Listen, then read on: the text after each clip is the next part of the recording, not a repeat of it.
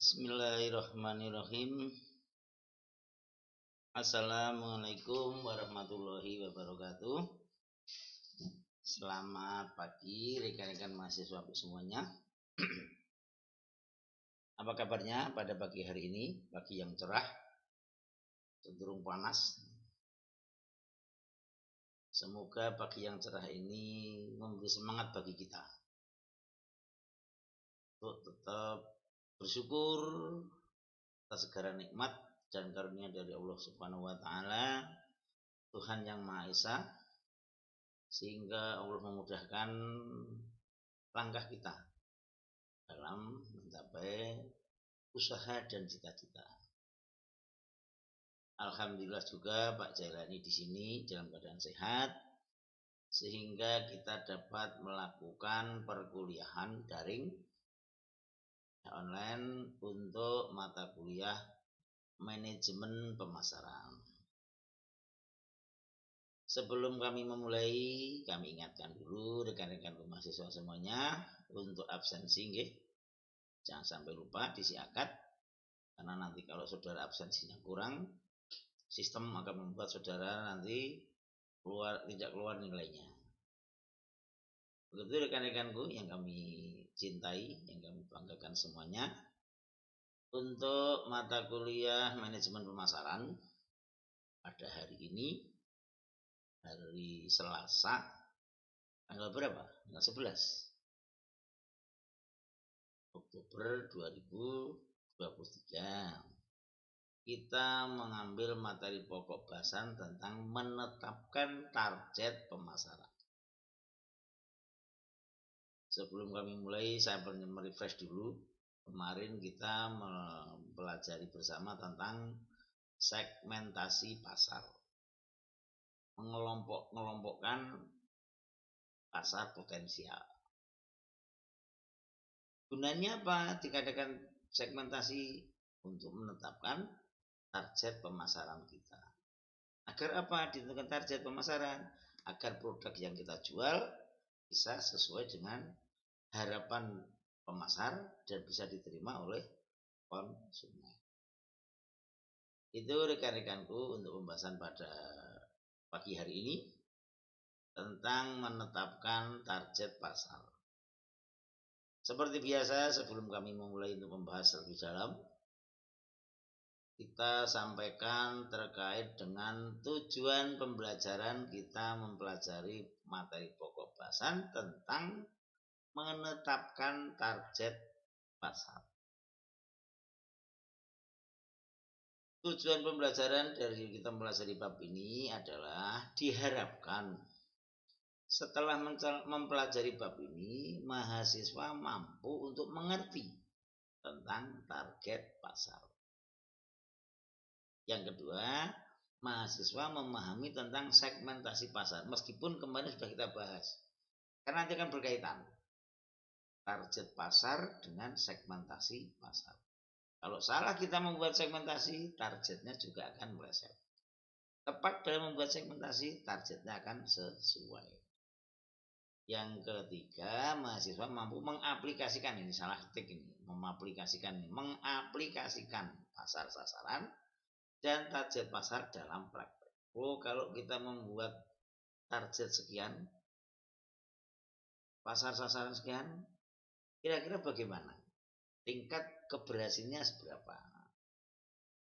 Itu rekan-rekanku terkait dengan pembahasan pada tujuan pembelajaran, pada pembahasan materi pokok bahasan tentang menetapkan target pasar.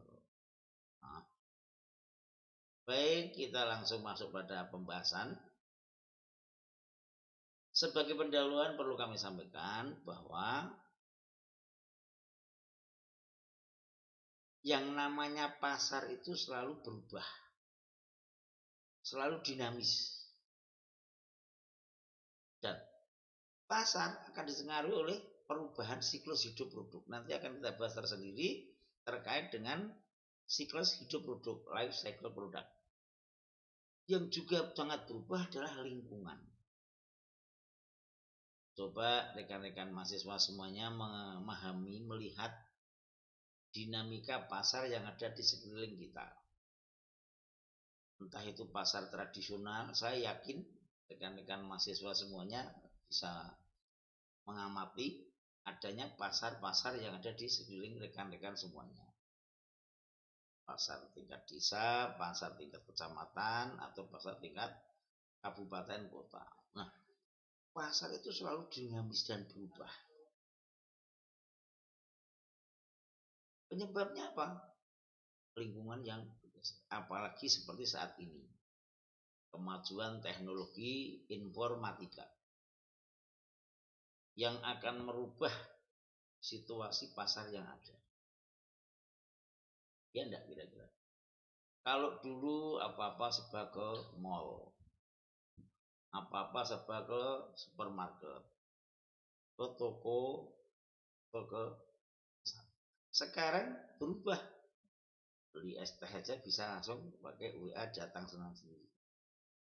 Beli makanan datang dengan sendirinya. Kita nggak perlu keluar. Nah, perubahan ini, perubahan pasar yang dinamis ini harus diantisipasi oleh perusahaan. Caranya bagaimana? Target pasar yang direncanakan. Mengapa target pasar direncanakan? Karena situasi berubah. Dengan demikian, segmentasinya juga bergerak berubah. Saya contohkan lagi contoh yang nyata. Kalau di Solo, di Jogja saya mengamati banyak sekali jualan minuman di pinggir jalan. Teh jumbo, es teh jumbo, atau teh ginastel, lagi panas dan kental. Nah, itu satu contoh terobosan pasar yang dinamis. Ketika penjual pada yang merencanakan dengan cermat, orang dinamisasinya berjalan dengan cepat. Mobilitas orang berjalan dengan sangat tinggi. Sehingga kalau dulu beli es teh atau teh pakai gelas yang kaca itu tidak praktis. Sekarang dibuatlah es teh atau teh itu dengan kemasan bungkus yang plastik sederhana, bisa di cup. Kasih sedotan, bisa dibawa kemana-mana, praktis. Dan ternyata kalau kita melihat secara cermat, bentuk ini adalah contoh daripada bagaimana menetapkan, merencanakan pasar sasaran, target pasar. Masyarakat bergerak sangat cepat. Orang itu karena pergerakan sangat cepat, efisiensi waktu. Orang itu pengen yang praktis. Dibuatlah es teh atau teh dan model cup tadi. Selain itu, yang tidak kalah pentingnya mengapa kita perlu merencanakan pasar sasaran adalah adanya kompetitor, saing. Kembali kepada contoh Pak Jailani tadi, kaitannya dengan es teh jumbo tadi, yang namanya minuman itu kan hampir tiap manusia orang kan membutuhkan. Ya kecil, ya dewasa, ya laki-laki, ya perempuan, ya anak-anak, ya orang tua, semuanya kan butuh minuman. Pada sisi yang lain, penduduk Indonesia yang jumlahnya sekitar 280 juta orang butuh orang butuh minuman. Dengan demikian, potensi pasar untuk minuman di Indonesia itu sangat tinggi. Karena penduduknya besar. Penduduk yang besar, keinginan yang besar, sehingga apa? Ada pesaing-pesaing banyak yang berkecimpung dalam dunia minuman tadi. Ada minuman yang air mineral, AMDK, air mineral dalam kemasan. Anda bisa lihat berapa jumlah item produk AMDK itu. Sangat banyak. Nah, begitu juga banyaknya warung-warung, rumah makan yang menjual produk-produk minuman. Ini salah satu contoh bahwa persaingan dalam industri minuman tadi sangat ketat. Dengan demikian, bagaimana seandainya kita ingin mendirikan toko atau mendirikan usaha dalam minuman ini, perlu dipikirkan dengan cermat. Karena pasar berubah, karena pasar dinamis, harus dievaluasi target-target pemasaran yang dicapai. Dengan banyaknya toko warung-warung yang menjual minuman, sekarang ada yang di pinggir jalan dengan praktis, gerobaknya dibawa pulang, besok kembali lagi di klub cepet dan segala macam. Ini salah satu bentuk persaingan yang sangat ketat di dunia atau di sektor minuman. Nah, evaluasi daripada segmen ini perlu dilakukan. Target-target yang ditetapkan perlu dikawal terus. Agar apa? Agar produk yang kita jual dapat laku sesuai dengan yang direncanakan. Itu contoh yang sederhana, Pak Jalan memberikan contoh yang bisa dilihat setiap hari. Kalian bisa melihat, saya nggak tahu ya kalau di Purwokerto apa di Semarang ada enggak, kalau di Solo, Jogja itu minuman es teh jumbo banyak sekali dan nyatanya laku. Kalau tidak laku kan tidak berkembang. Selanjutnya kaitannya dengan pasar yang dinamis, perubahan pasar, lingkungan ini juga akan sangat menentukan dalam kita menetapkan target pasar. Saudara bisa melihat bagaimana lingkungan yang berubah, perilaku orang, perilaku masyarakat, perilaku konsumen, ini juga akan merubah target yang ada. Kalau dulu orang makan hanya butuh makan, minum, segera pergi. Sekarang bermacam-macam. Anda bisa melihat yang namanya rumah makan, restoran, mulai dari yang paling kecil, templean di pinggir jalan, mulai yang kemudian warung-warung rumah makan di tingkat mahasiswa, kantin mahasiswa, atau kalau di Solo dan Jogja terkenal dengan itu wedangan. Ada yang rumah makan besar, restoran, atau di hotel bintang 5. Nah, ini semuanya bentuk dari dinamisasi perubahan daripada lingkungan. Kalau dulu orang makan segera selesai, kenyang, selesai. Sekarang orang makan butuh suasana yang nyaman. Orang makan bisa tidak hanya makanannya yang dipertimbangkan, ada suasana tempat parkirnya. Ini sangat berubah. Dan ini akan merubah yang namanya pasar atau target pasarnya. Paham ya? Jadi kenapa merencanakan target pasar itu penting? Tadi teman Pak Jalan ini. Selanjutnya, kita perlu mengevaluasi. Saya sampaikan tadi, karena lingkungan bergerak sangat cepat.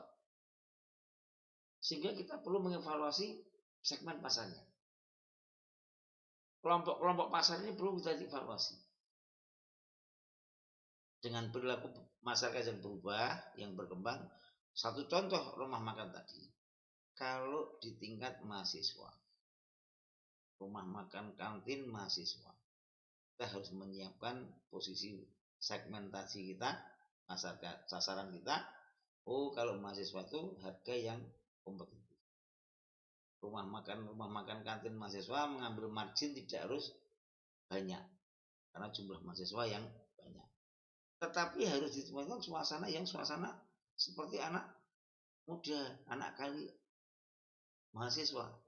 Suasana yang santai, pelayanannya yang familiar, tidak perlu formal-formal sekali.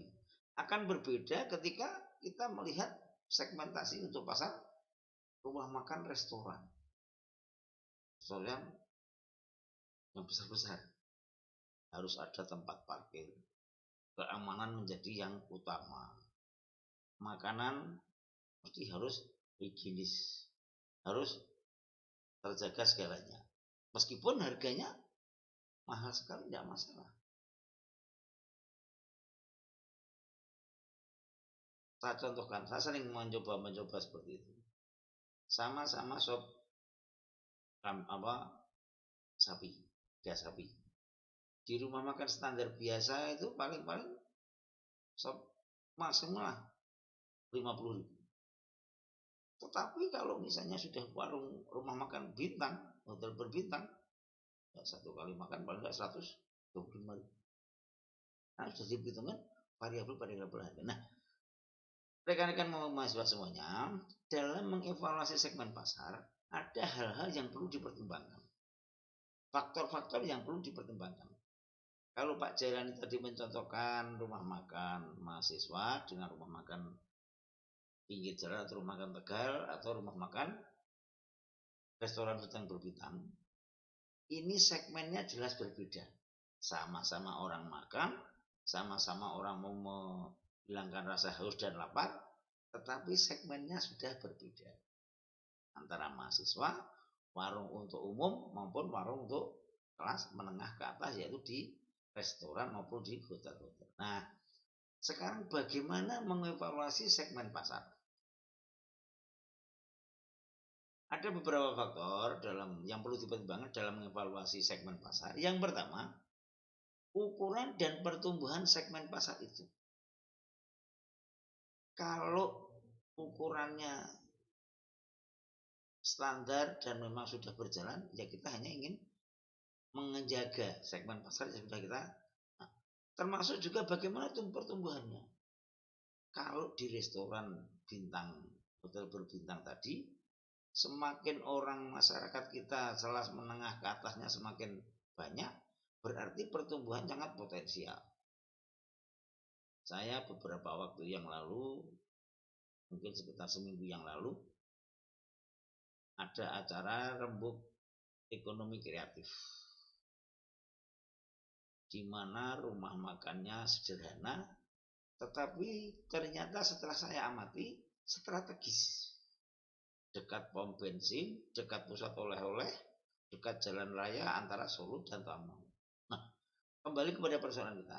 Kalau saya contohkan tadi, rumah makannya strategis, bisa untuk acara kegiatan seminar, diskusi, tetapi suasananya dibuat suasana yang ya kayak di tempat kebun. Tanaman banyak, ikan-ikan yang dipelihara banyak, karena memang suasananya suasana dekat Tawangmangu, nggak air mengalir setiap saat selama hayat. Faktor yang dipertimbangkan terkait dengan ukuran dan pertumbuhan segmen pasar ini akan menjadi penentu ketika apa? Evaluasi apa yang ingin kita rekomendasikan. Kalau yang namanya rumah makan kantin mahasiswa, meskipun mungkin setiap saat ramai karena mahasiswa perantau-perantau banyak misalnya, tetapi tetap harus menjadi evaluasi. Dengan mahasiswa baru mungkin standar sosialnya berbeda. Ini perlu dievaluasi. Kalau kantin mahasiswa dengan seperti ini kira-kira ukuran pertumbuhan dan ukuran segmennya seberapa?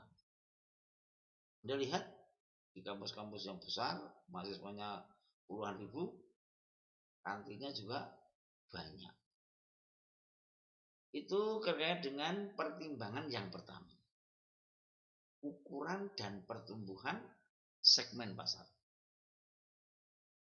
Yang kedua, faktor yang perlu dipertimbangkan adalah daya tarik struktur segmen pasar.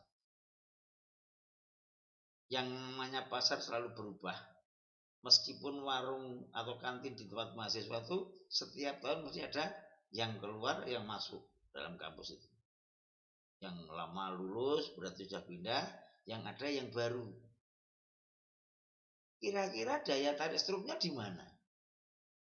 Apakah mahasiswa baru diberitahu oleh rekan-rekan yang sudah ada, atau mahasiswa baru mencari informasi dari media sosial? Nah, termasuk juga saya contohkan tadi, rumah makan yang restoran hotel berbintang yang sudah setiap saat ke situ tidak ada familiar, sudah tidak masalah. Tapi bagaimana ingin menarik segmen yang baru, orang-orang eksekutif yang baru, orang-orang pengusaha-pengusaha sukses yang baru. Ini perlu dievaluasi. Apakah kita cukup hanya begini, atau kita perlu meningkatkan hal-hal ataupun sesuatu yang untuk menarik pasar yang baru, atau kita cukup yang ada ini kita pertahankan. Ini ada perlu evaluasi. Dan yang ketiga, dalam membuat evaluasi segmen pasar harus mempertimbangkan tujuan dan sumber biaya. Ini penting. Kita membuat evaluasi yang muluk-muluk. Harusnya begini, harusnya begitu. Tetapi karena kita tidak cermat dalam memberikan analisis tujuannya kemana, sumber biaya mana, tengah jalan nggak sampai selesai. Anda bisa melihat rumah makan yang perlu dibuka menjadi kemudian langsung eksis lama banyak. Ada juga restoran yang dulunya jaya sekarang jadi ayas-arasan juga banyak. Nah, evaluasi segmentasi pasar, saya beberapa waktu yang lalu diskusi gitu dengan pemiliknya jasa wisata Sekipan. Kalau yang di Solo ada, yang di Pengging juga ada. Dan teman lama, dia bercerita terkait dengan pertumbuhan segmentasi pasar. Sehingga dia mencoba membuat suatu konsep bagaimana kegiatan, karena acaranya ataupun usahanya adalah restoran dan pariwisata, sehingga orang makan di situ wisata kuliner tidak hanya butuh makan tapi juga butuh berwisata. Dia mencoba dalam 1 tahun itu mesti dirubah, entah itu cara penampilannya, entah di rolling ramu sajinya, entah itu mungkin dibuat view-view yang berubah.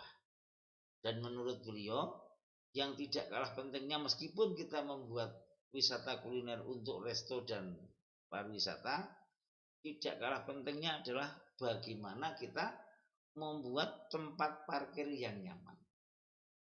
Menurut beliau tidak ada artinya saat ini kalau kita membuat jasa wisata atau restoran tanpa mempersiapkan tempat parkir yang memadai.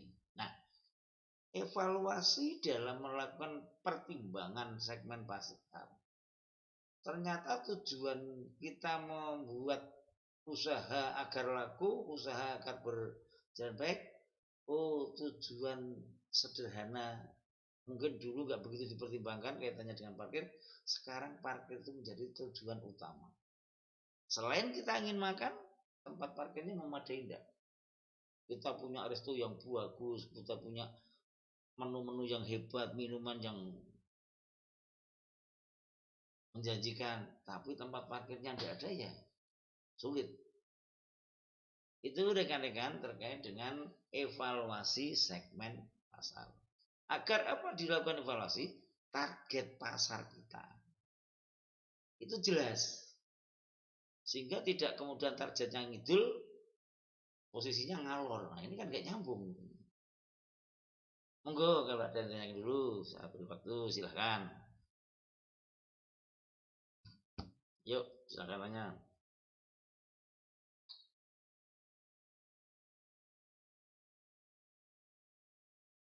Ada?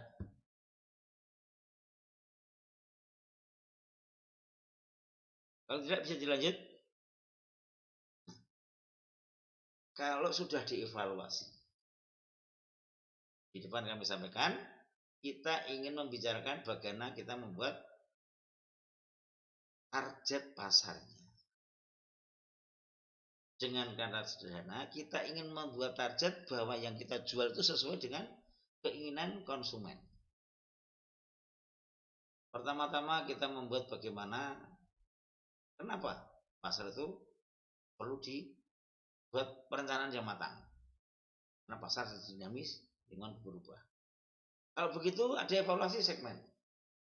Bla bla bla bla. Nah, sekarang bagaimana melilih segmen pasar sasaran? Di depan sudah kami sampaikan dengan jalan gamblang, dengan jelas contoh-contoh di mana kita membuat contoh yang praktis adalah contoh usaha kuliner, usaha rumah makan. Nah, sekarang banyak sekali alternatif tadi. Yang namanya kita membuat rumah makan kantin mahasiswa, tetap juga makanannya yang diolah adalah dari bahan-bahan yang hampir sama. Beras, ya sayur, ya lauk pauk, ya minuman. Kita mau membuat warung Tegal melayani segmen pasar untuk orang-orang yang bepergian, sama. Bahan bakunya sama. Termasuk juga di restoran bintang, hotel berbintang. Nah, dari ini saya ingin mengajak saudara terkait dengan bagaimana kita memilih pasar sasaran. Karena apa? Pasar yang dinamis, pasar yang sangat kompleks, masyarakat yang berubah bergerak perilakunya, ini harus dicermati secara cepat. Harus dicermati dengan cermat, dengan pertimbangan-pertimbangan yang rasional. Ini kan selalu bergerak terus. Nah, saya mencontohkan usaha kuliner tadi, ada di warung mahasiswa, ada di warung Tegal yang melayani orang-orang perjalanan antar kota, ada yang warung rumah makan, resto, hotel berbintang. Semuanya ini kalau kita melihat, semuanya kan pasar makanan kan, pasar kuliner kan.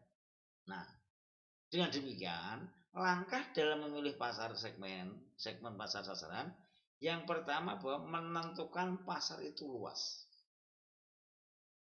Di depan Pak Jalani menyampaikan yang namanya penduduk Indonesia itu sangat besar. Indonesia negara agraris, karena alamnya yang subur, luas. Ternyata sekarang menjadi ironi pengimpor beras. Baru-baru ini informasi dari Istana mengimpor beras 1,5 juta ton.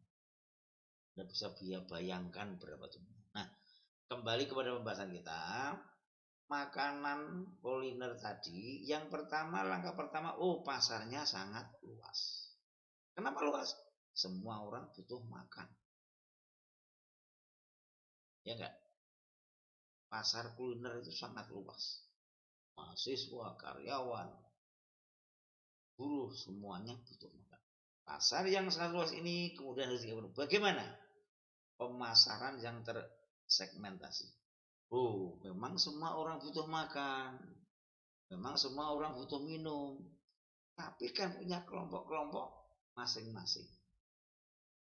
Kelompok mahasiswa, kelompok orang bepergian, kelompok eksekutif pejabat-pejabat yang makan selain untuk menjadikan kita tidak lapar, juga untuk membangun korelasi, membangun jaringan. Di Pak Jalani sudah lama dulu, tapi sekarang sudah enggak.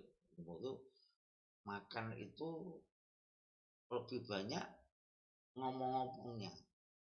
Kenapa? Membangun jaringan bisnis. Nah, langkah yang kedua, pemasaran yang tersegmentasi. Jangan kemudian dibolak-balik, makanannya makanan kelas kantin mahasiswa, harganya dibuat harga hotel berbintang. Atau sebaliknya, harganya dibuat hotel berbintang, tapi kelas makanannya adalah kelas makanan untuk rumah makan atau warung kantin mahasiswa. Nah, langkah yang kedua adalah pemasaran yang tersegmentasi. Kalau pasar sudah tersegmentasi, sudah terkelompokkan, langkah selanjutnya apa? Bagaimana pemasaran yang terkonsentrasi? Ini loh, saya buka warung Tegal untuk melayani perjalanan antar kota. Ini terkonsentrasi. Makanannya yang stoknya banyak, seleranya yang bermacam-macam, terkonsentrasi. Begitu juga sebaliknya. Kalau kita sudah membuat pasar yang terkonsentrasi di tingkat hotel atau restoran, makanan di restoran itu mesti standarnya seperti ini. Tidak mungkin makanan di restoran tetapi modelnya seperti warung Tegal. Begitu juga sebaliknya yang ada di kantin mahasiswa. Pasarnya sudah terkonsentrasi. tadi dipilah-pilahkan dengan segmentasi kelompok-kelompok, sekarang sudah terkonsentrasi. Cara memasarkan produk makanan di tingkat mahasiswa dengan cara memasarkan produk makanan di tingkat warung Tegal maupun dengan cara memasarkan makanan di tingkat hotel berbintang, restoran berbeda-beda. Konsentrasinya sudah beda. Produknya ya beda, cara komunikasi ya beda, termasuk juga cara penyajiannya. Dari 1, 2, 3, semoga paham. Akhirnya apa? Menetapkan pasar sasaran. Ini bukan sempat, ini salah ketik ini. Tepat. Bukan sempat, tepat. Kalau pasar sasaran sudah tepat, harapannya apa? Targetnya apa? Produk kita terjual dengan baik. Dengan demikian pemasaran dinilai berhasil. Pemilihan segmen pasar sasaran sesuai. Karena apa? Penetapan pasar sasaran sudah tepat. Kalau pasar sasaran sudah tepat, pembeli akan berjalan dengan sendirinya. 1, 2, 3, 4 ini dalam rangka apa? Gambaran untuk memilih segmen pasar sasaran. Saya ulang yang di keempat ya. Penetapan pasar sasaran yang tepat, bukan sempat ini karena ketik juga nih. Pantau itu coba jalan. Kira-kira ada yang bertanya dulu, monggo, untuk memilih segmen pasar yang sasaran. Semua pemasaran dalam melakukan perencanaan sasaran pasar itu dimulai dari menentukan pasar. Oh, pasarnya seberapa toh? Oh, kira-kira mau mengambil segmen yang mana toh? Oh, bagaimana kemudian langkah-langkah pemasaran yang dilakukan agar apa? Penetapan pasar sasarannya menjadi tepat.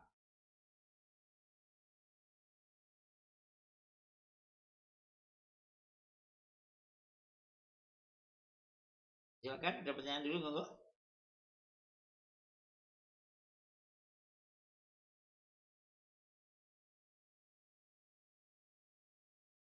Kalau tidak, kami lanjutkan. Ada mau tanya?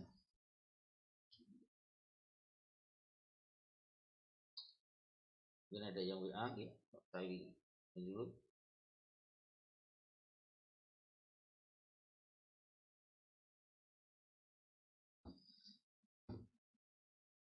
Bisa dilanjut ya? Kita lanjutkan bagaimana kita memilih alternatif pemasaran yang berorientasi sosial. Kalau di depan tadi kami sampaikan, bagaimana kita menetapkan pasar sasaran yang tepat. Dimulai dari menentukan pasar yang sangat luas. Nah, ternyata perkembangan perilaku masyarakat dengan perubahan teknologi informasi, dengan dampak dari era globalisasi yang semuanya hampir tanpa batas, batas-batas wilayah, batas-batas geografi.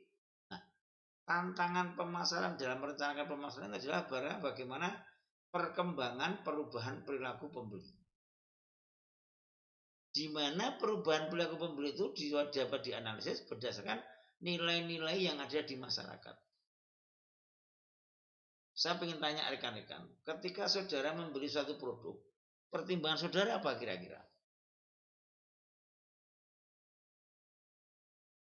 Saya contohkan tadi di rumah makan, ketika saudara mau makan, pertimbangan saudara apa kira-kira?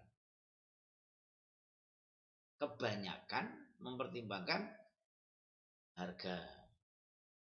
Tidak kalah pentingnya memperhatikan kualitas. Maunya pembeli, maunya konsumen, harga yang permurah dengan kualitas yang terbaik, kan begitu. Tetapi tidak bisa hanya dengan ukuran itu. Kalau pertimbangan pembelian dilakukan dengan nilai-nilai yang ekonomis saja,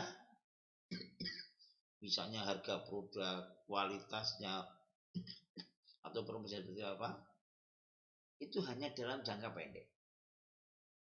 Dengan perubahan sosial yang ada, perubahan perilaku masyarakat yang ada. Tuntutan masyarakat sekarang sudah sangat banyak. Kalau dalam istilah pemasaran itu pembeli-pembeli atau konsumen-konsumen yang kritis. Artinya apa? Pembeli sekarang, apalagi zaman yang akan datang lagi, tidak hanya berpikir semata-mata untuk produk, tidak hanya semata-mata berpikir untuk harga ataupun yang lainnya, tetapi juga menjadi pertimbangan adalah sejauh mana produk itu punya relasi yang baik dengan masyarakat. Inilah yang dimaksud bagaimana memilih alternatif pemasaran yang berorientasi sosial. Saya contohkan lagi, produk minuman AMDK, air mineral. Anda bisa melihat Aqua yang produk sudah sangat lama, yang sudah market leader memimpin pasar, ternyata dengan pesaing baru mineral cukup membuat Aqua berpikir 1000 kali. Kenapa? Karena mineral menawarkan selain menjual produknya dari segi kualitas, dari segi harga maupun fungsi, dia menawarkan ekonomi yang sirkular, ekonomi yang daur ulang, sehingga bungkus daripada mineral itu, botol-botol itu bisa didaur ulang. Dalam jangka panjang mengamankan bumi dari pencemaran lingkungan. Bentuk-bentuk pemasaran yang berorientasi sosial ini salah satu contoh tadi. Yang lainnya adalah bagaimana perusahaan besar kebanyakan selain menjual produk di masyarakat dengan melakukan segmentasi pasar, melakukan evaluasi target pasar sasaran dan segala macam, juga bagaimana perusahaan-perusahaan besar itu punya CSR, Customer Satisfaction Responsibility. Ini ada dana yang memang dialokasikan untuk pengembangan lingkungan sosial di sekitar. Anda bisa memahami, bisa melihat bagaimana yang namanya perusahaan BCA yang bergerak di bidang jasa perbankan, di bidang keuangan, tetapi punya concern terhadap penyelamatan lingkungan di Irian Jaya atau di Papua. Saya beberapa hari yang lalu ada negosiasi dengan CSR-nya Bank Indonesia, di mana saat di sana ditunjukkan CSR Bank Indonesia meskipun bergerak di bidang jasa perbankan, tetapi untuk pengembangan sosial kemasyarakatan sangat tinggi.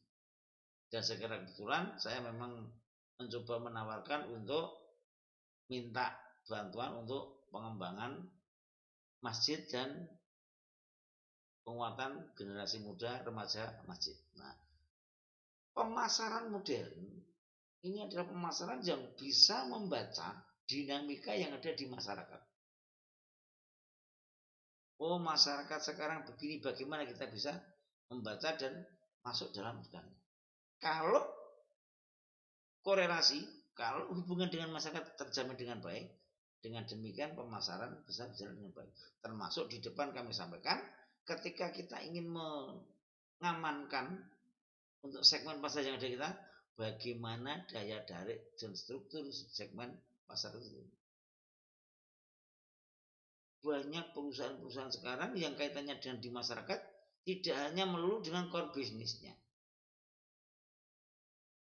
Kalau misalnya iklannya Aqua menyelamatkan lingkungan, menjaga alam sekitar, hutan-hutan juga wajar, pas, karena memang produk yang dia adalah dari alam. Tetapi kalau saya contohkan tadi, BI, BCA, yang untuk ini kan dalam rangka apa? Untuk jangka panjang. Karena apa? Pengaruh lingkungan sangat bergerak dengan cepat. Kalau tidak diantisipasi, dalam kita mengamankan segmentasi pasar kita, dalam kita untuk mengamankan pasar sasaran kita, akan terhanyut dengan perubahan lingkungan sosialnya. Dengan demikian, alternatif pemasaran yang berorientasi pada kebutuhan sosial ini akan sangat menentukan keberhasilan kita dalam menetapkan segmen yang ada, akan menetapkan keberhasilan kita dalam menentukan target pasar yang ditetapkan. Sehingga bagaimana target pasar sasarannya akan menentukan pengaruh lingkungan. Jadi kalau lingkungan sosial terbangun dengan baik, berkohesi perusahaan dengan lingkungan masyarakat terjaga dengan baik, pasar target sasaran perencanaan target pemasarannya akan terjaga dengan baik.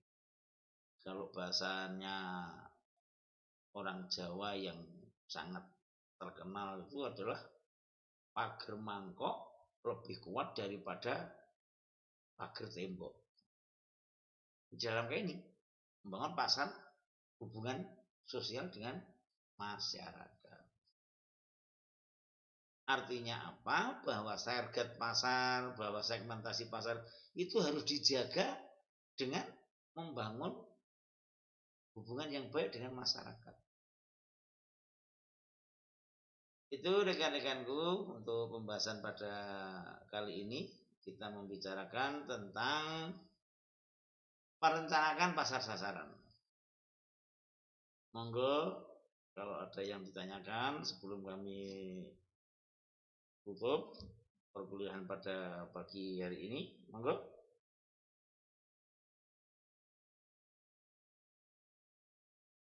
Tidak nggih?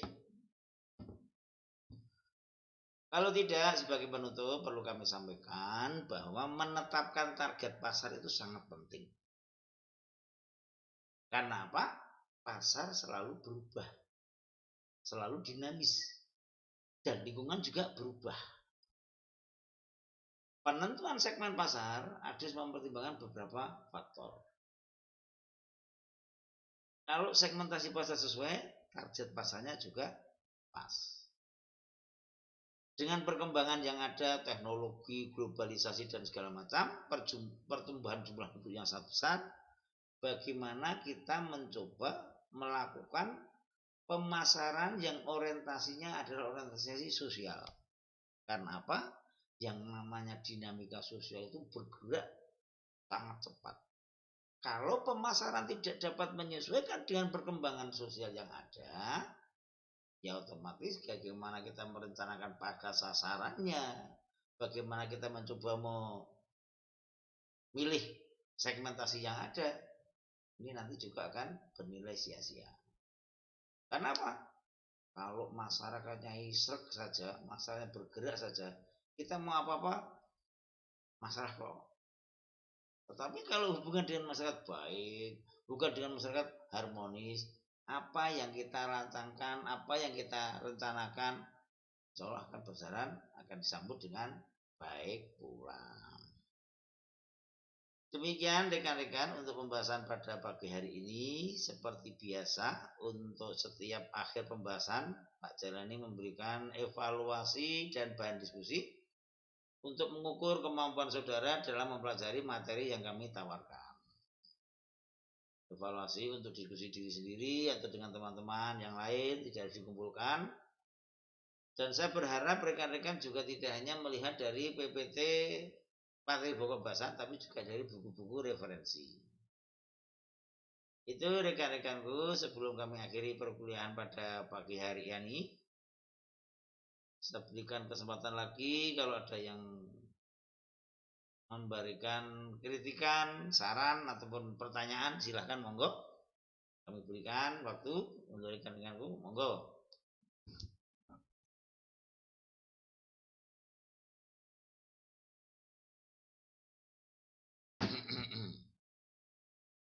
Ada tidak ya?